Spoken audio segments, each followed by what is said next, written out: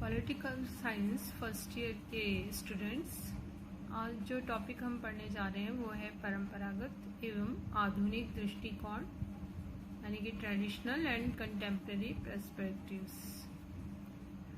ये जो दो दृष्टिकोण हैं वो हमारे विषय के प्रमुख दृष्टिकोण हैं। इस पर हमारा विषय आधारित है। जब हमने इसका विषय का अर्थ और परिभाषा देखी थी तब भी परंपरागत और आधुनिक दृष्टिकोण के संदर्भ में अर्थ और परिभाषाएं की थी। आज हम ओवरऑल देखेंगे कि ये जो दो दृष्टिकोण हैं उसकी क्या भूमिका है हमारे विषय के अंतर्गत और ये दोनों दृष्टिकोणों में क्या अंतर है। यदि हम इन दोनों दृष्टिकोणों के बीच विभाजन रेखा देखें तो 1945 या द्वितीय विश्व युद्ध से पूर्व हमारे विषय में परंपरागत दृष्टिकोण प्रचलित था और द्वितीय विश्व युद्ध के बाद हमारे विषय में आधुनिक दृष्टिकोण का विकास हुआ और ये अधिक प्रचलित हो गया। परंपरागत दृष्टिकोण कल्पना पर अधिक आधारित था। ये इतिहास और दर्शन से अधिक संबंधित था और इसमें सिद्धांत और वैचारिक दृष्टिकोण, वैचारिक परिप्रेक्ष्य इत्यादि पर आधारित अध्ययन किया जाता था। इसमें दार्शनिक, ऐतिहासिक, नैतिक, संस्थात्मक अध्ययन पर अधिक बल दिया जा रहा था और जो चिंतन प्रणाली थी वो भी अध्ययन की चिंतन प्रणाली पुराने परंपरागत आधार पर विकसित थी।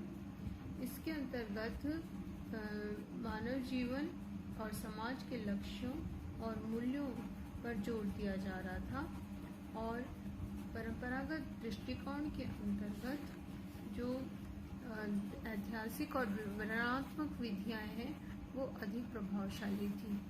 परंपरागत दृष्टिकोण में जो भी अध्ययन थे वो अमूर्त थे, निगमनात्मक, काल्पनिक और वैज्ञानिक तरीके पर आधारित अध्ययन अधिक हो रहा था। ये बौद्धिक था। मानव राजनीतिक व्यवस्था की खोज, कल्पना, ऐतिहासिक और विवरणात्मक विधियों पर अधिक जोर दिया जा रहा था। इसमें जो अध्ययन के विषय थे, बिंदु थे, वो राजनीतिक संस्थाएं अधिक थी। Plato, Rousseau, Kant, Hegel, Green, Bosanquet, Laski, Oxford, Leo Strauss जैसे विचारक और यूनान के प्लेटो, अरस्तु का उनके विचारधारा पर भी हम परंपरागत दृष्टिकोण का ही प्रभाव अधिक देखते हैं। इसके विपरीत 1945 के बाद हमारे विषय में दृष्टिकोण परिवर्तित हो गया। जो परंपरागत दृष्टिकोण था उसमें जो कमियां थी, जो अपर्याप्तता थी, उसके परिणाम स्वरूप ही ये आधुनिक दृष्टिकोण अस्तित्व में आया और द्वितीय विश्व युद्ध के बाद विभिन्न परिवर्तन हो रहे थे, उसके साथ ही हमारे विषय में भी परिवर्तन हुआ और आधुनिक दृष्टिकोण का उदय और विकास हुआ। ऑगस्ट कांटे ने निश्चयवाद की दिशा बताई थी और धीरे धीरे यथार्थवादी अध्ययन हमारे विषय में प्रारंभ हो गया। मैक्स वेबर ने भी स्वीकार किया और उसके बाद चार्ल्स मैरियम की विचारधारा में भी हम इस तरह के यथार्थपरक अध्ययन को देखते हैं। David Easton, एप्टर, almond, Robert Dahal, Lasswell जैसे विचारक भी इसके समर्थक रहे।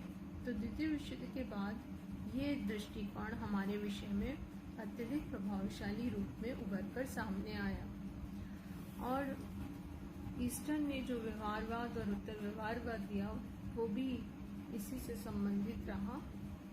आधुनिक राजनीतिक सिद्धांत में अध्ययन मुक्तता थी, अनुभवात्मकता थी।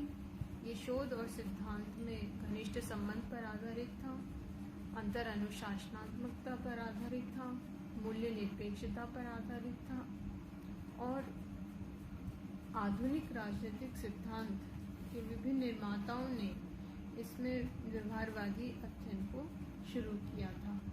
आधुनिक राजनीति विज्ञान में अनुभववादी सिद्धांत की भूमिका देखी जा सकती है और इसका अभिप्राय ये है कि राजनीतिक यथार्थ और जो वास्तविकता है उसका अध्ययन करते हुए तथ्यों पर आधारित अध्ययन पर जोर देना। अनुभववादी जो सिद्धांत निर्माण है उस पर इसने जोर दिया और इसमें तथ्यों को एकत्र करना, मापन करना, तथ्यों का विश्लेषण करना, तथ्यों के आधार पर भविष्यवाणी करना और सिद्धांत निर्माण करने जैसी प्रमुख बातें शामिल थी। आनुभविक सिद्धांत निर्माण में क्रियात्मक परिकल्पना का निर्माण करना, तथ्यों का निरीक्षण और संकलन करना, संकलित तथ्यों का वर्गीकरण और सारणीकरण करना, वैज्ञानिक निष्कर्ष तक पहुंचना और नियमों को प्रतिपादित करना जिस तरह की विशुद्ध विज्ञान में किया जाता है। ये विभिन्न चरणों को अपनाते हुए आधुनिक दृष्टिकोण के आधार पर अध्ययन हमारे विषय में किया जाने लगा। राजनीतिक विज्ञान को एक वैज्ञानिकता प्रदान करने में ये दृष्टिकोण सहायक रहा। तो इस आधार पर हम देखें तो हमारे विषय में इन दो दृष्टिकोणों की अत्यधिक भूमिका रही है और आधुनिक समय में इन दोनों को मिलाकर एक समन्वित दृष्टिकोण भी विकसित हुआ है जिसमें दोनों ही तरह के अध्ययन पर जोर दिया जाता है। अभी जो ये हम टॉपिक पढ़ रहे हैं इसको हम और अच्छी तरह से स्पष्ट कर सकते हैं कि दोनों में अंतर करते हुए परंपरागत और आधुनिक दृष्टिकोण किस तरह से एक दूसरे से भिन्न थे, इसमें क्या तुलना की जा सकती है। यदि हम तुलनात्मक अध्ययन करें या इनमें अंतर करें तो कुछ बिंदुओं को आधार बनाते हुए हम अंतर कर सकते हैं। पहली चीज़ तो ये कि परंपरागत दृष्टिकोण द्वितीय विश्व युद्ध से पूर्व प्रचलित दृष्टिकोण था, यानी कि 1945 से पूर्व। इसके प्रमुख विचारक रहे ब्रंशली, गैरिज, गार्नर, सीले, लीकॉक, गैटन, लॉस्की इत्यादि। लेकिन आधुनिक दृष्टिकोण के जो प्रमुख प्रतिपादक विचारक हैं वो हैं David Easton, Robert Dahal, Catherine मैक्सवेबर इत्यादि। दूसरा अगर हम अंतर करके देखें तो परंपरागत दृष्टिकोण राजनीतिक संस्थाओं के अध्ययन पर ही अधिक जोर देता था, जैसे कि राज्य सरकार का अध्ययन। ये जो राजनीतिक संस्थाएं हैं, राज्य और सरकार, इनका केवल औपचारिक संस्थागत अध्ययन ही किया जाता था। जैसे राज्य क्या है, राज्य के तत्व क्या हैं, राज्य के उद्देश्य क्या हैं, राज्य क्या कार्य करता है, राज्य की उत्पत्ति के सिद्धांत क्या हैं इत्यादि। इसी तरह सरकार का भी केवल संस्थागत अध्ययन ही किया जा रहा था, जैसे सरकार क्या है, सरकार के रूप क्या हैं, सरकार के विभिन्न अंग कौन कौन से हैं, सरकार के कार्य क्या हैं। ये एक संस्थागत सीमा तक ही इसके अध्ययन किया जा रहा था और औपचारिक मात्र अध्ययन था। लेकिन आधुनिक दृष्टिकोण ने इस अध्ययन को व्यवहारिक बनाया और इन औपचारिक या संस्थागत अध्ययन को क्रियात्मक अध्ययन के रूप में परिवर्तित किया। आधुनिक दृष्टिकोण ने राज्य और सरकार नामक संस्थाओं में जो सजीव मानव प्राणी है वो किस तरह का राजनीतिक व्यवहार करता है, इस प्रकार के अध्ययन पर जोर दिया। जैसे ईस्टर्न का हम व्यवहारवाद इसका उदाहरण के रूप में देख सकते हैं। वो उस अध्ययन के आधार पर ये स्पष्ट किया जाने लगा कि जो राजनीतिक संस्थाएं हैं उसमें यथार्थ रूप में क्या स्थिति है। हम मानवीय व्यवहार को, क्योंकि ये सभी राजनीतिक संस्थाओं का संबंध सजीव मानव प्राणी से है, तो मानवीय व्यवहार का जब तक हम अध्ययन, यथार्थपरक अध्ययन, वास्तविक अध्ययन नहीं करते हैं, राजनीतिक संस्थाओं को समझना आसान नहीं है। इसलिए मानवीय व्यवहार के अध्ययन पर आधुनिक दृष्टिकोण वाले विचारकों ने जोर देना प्रारंभ किया। तीसरा जो हम अंतर कर सकते हैं वो ये कि परंपरागत जो दृष्टिकोण था वो अनन्यता पर आधारित था। अनन्यता से यह अभिप्राय है कि राजनीति विज्ञान के अंतर्गत, विषय के अंतर्गत जो भी अध्ययन हो रहा था वो दर्शन, आदर्श, कल्पनाओं पर अधिक आधारित था। राजनीतिक व्यवस्था, राजनीतिक संस्थाओं से परे किसी अन्य विषय को जोड़कर अध्ययन नहीं किया जा रहा था। केवल राजनीतिक पक्ष पर ही अधिक बल दिया जा रहा था, जबकि अन्य मानवीय जीवन के जो पक्ष हैं उनको इग्नोर किया जा रहा था, उन पर आधारित अध्ययन नहीं था। इसलिए ये अध्ययन अपूर्ण था, अधूरा था। जब तक कि मानव जीवन के विविध पक्षों को राजनीतिक पक्ष के साथ जोड़ा नहीं जाता है, वो अध्ययन पूर्ण नहीं हो सकता था। तो आधुनिक दृष्टिकोण में अंतर अनुशासनात्मक अध्ययन पर जोर दिया गया। यहाँ इससे अभिप्राय ये है कि राजनीतिक पक्ष के साथ साथ जो मानव जीवन के विविध अन्य पक्ष हैं, जैसे आर्थिक, सामाजिक, भौगोलिक, दार्शनिक इत्यादि पक्षों को भी, ऐतिहासिक पक्षों को, विभिन्न पक्षों को जोड़ते हुए सांदर्भिक अध्ययन करना।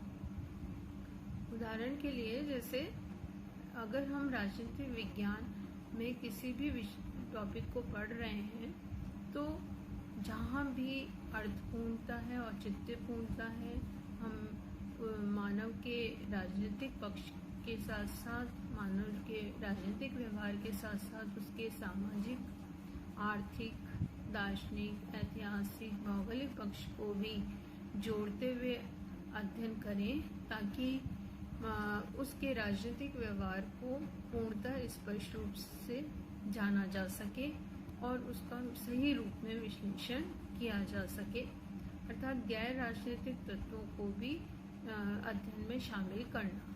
जबकि परंपरागत में गैर राजनीतिक तत्वों को राजनीतिक तत्वों के साथ जोड़कर अध्ययन नहीं किया जाता था, पर अंतर अनुशासनात्मक आधार पर आधुनिक दृष्टिकोण में राजनीतिक पक्ष के साथ साथ गैर राजनीतिक तत्वों को भी जोड़कर अध्ययन किया जाने लगा।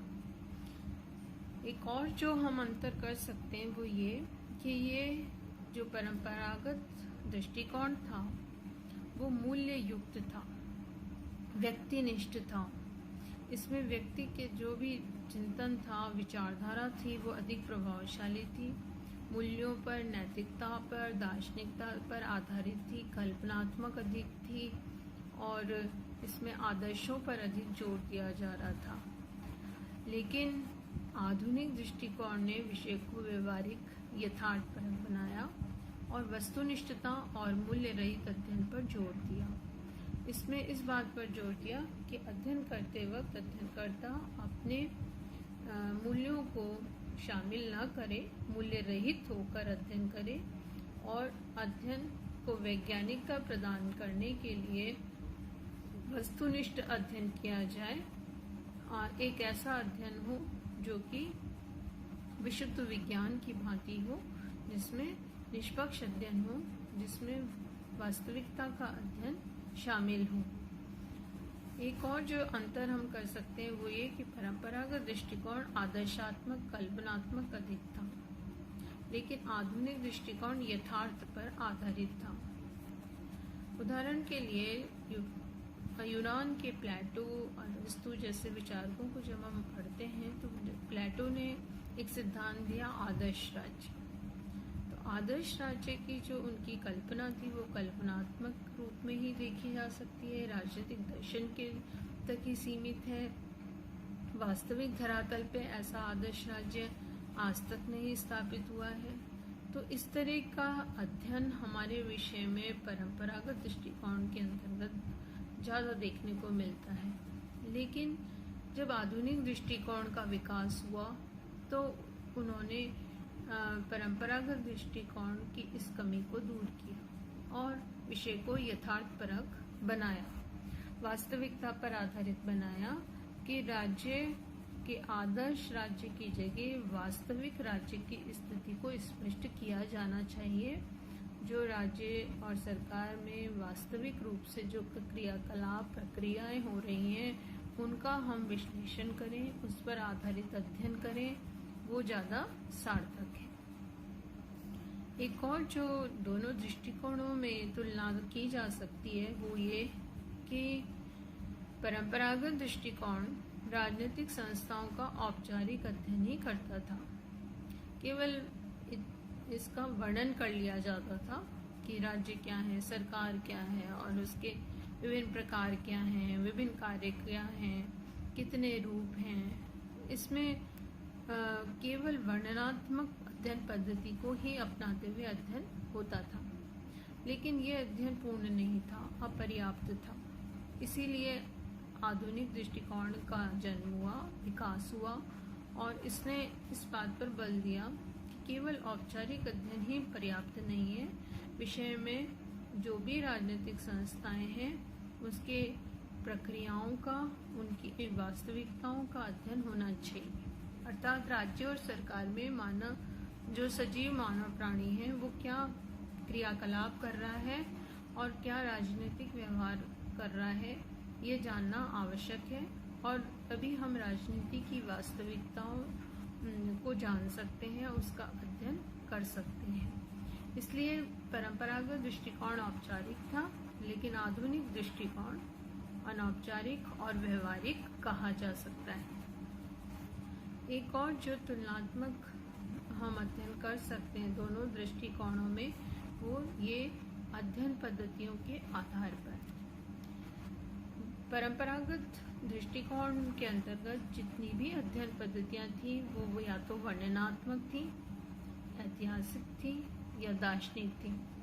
या तो किसी भी संस्था का राजनीतिक पक्ष का हम वर्णन कर रहे थे, या हम उसका इतिहास पढ़ रहे थे, या हम उसके दार्शनिक पक्ष पर आधारित ही अध्ययन कर रहे थे।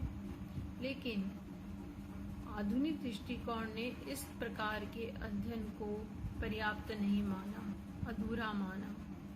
ये हमारे सही सत्य तक व राजनीतिक वास्तविकता पर पहुंचने में सहायक पद्धतियां नहीं थी। इसलिए आधुनिक दृष्टिकोण ने वैज्ञानिक अध्ययन पद्धतियों पर जोर दिया और विभिन्न अध्ययन पद्धतियों का विकास हुआ, जैसे सर्वेक्षण, सांख्यिकी पद्धति, नमूना सर्वेक्षण, इसके अलावा प्रश्नोत्तर, विश्लेषणात्मक पद्धति, गणितीय पद्धतियों को भी अपनाया जाता है। ऐसे विभिन्न जो भी अध्ययन पद्धतियां जिससे कि विश्लेषणात्मक अध्ययन संभव है और जिससे विषय की वैज्ञानिकता का विकास हो सकता है, जिससे वास्तविकता तक हम पहुंचने का प्रयास कर सकते हैं, इस तरह की अध्ययन पद्धतियों का विकास आधुनिक दृष्टिकोण के वजह से हमारे विषय में हुआ और इस पर अधिक बल दिया जाने लगा। तो अध्ययन पद्धति के आधार पर भी दोनों दृष्टिकोणों में तुलना की जा सकती है। एक और जो हम अंतर कर सकते हैं वो ये कि परंपरागत जो दृष्टिकोण था उसमें निष्कर्षों में प्रामाणिकता और निश्चितता का अभाव था। कोई भी अध्ययन जो परंपरागत आधार पर हो रहा था उसके पीछे कोई प्रामाणिकता नहीं थी, कोई तर्क के आधार पर, प्रमाणों के आधार पर उस सिद्धांत को स्पष्ट नहीं किया जा सकता था, सिद्ध नहीं किया जा सकता था और वो निश्चित भी नहीं था। लेकिन आधुनिक दृष्टिकोण ने इस कमी को दूर किया और उन्होंने इस चीज पर बल दिया कि अध्ययन तथ्योपरक होना चाहिए, विश्लेषण पर आधारित, तुलनात्मक, वर्गीकृत होना चाहिए और सामान्य सिद्धांतों तक पहुंचने में सहायक होना चाहिए। इसलिए आधुनिक दृष्टिकोण के द्वारा सामान्य सिद्धांतों के प्रतिपादन पर बल दिया गया। जहां परंपरागत दृष्टिकोण निगमनात्मक था, निगमनात्मक पद्धति के आधार पर अगर हम देखें तो पहले आदर्शों को स्थापित किया जा रहा था और फिर उसके कैसे प्राप्त किया जाए वो तरीका बताया जा रहा था। जैसे कि प्लेटो ने पहले ये सिद्धांत प्रतिपादित किया कि आदर्श राज्य क्या होता है और इसके प्रमुख व्यवस्थाएं क्या हैं और इसके लिए क्या क्या प्रयास किए जा सकते हैं, क्या क्या सिद्धांत स्थापित किए जा सकते हैं। तो सिद्धांतों को पहले प्रतिपादित करना और फिर उसको लागू करने के तरीके बताना, ये परंपरागत दृष्टिकोण में निगमनात्मक पद्धति का प्रयोग किया जा रहा था।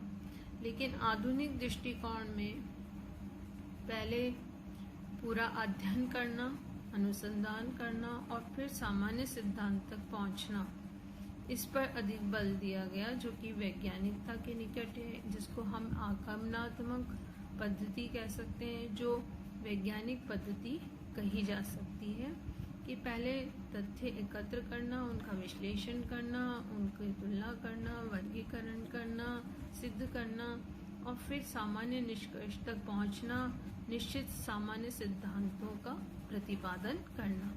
तो आधुनिक दृष्टिकोण निश्चितता पर आधारित था, प्रामाणिकता पर आधारित है, जबकि परंपरागत दृष्टिकोण नहीं था। परंपरागत दृष्टिकोण का प्रभाव हमारे विषय में, इसकी प्रभावशालीता 1945 या द्वितीय विश्व युद्ध से पूर्व अधिक रही।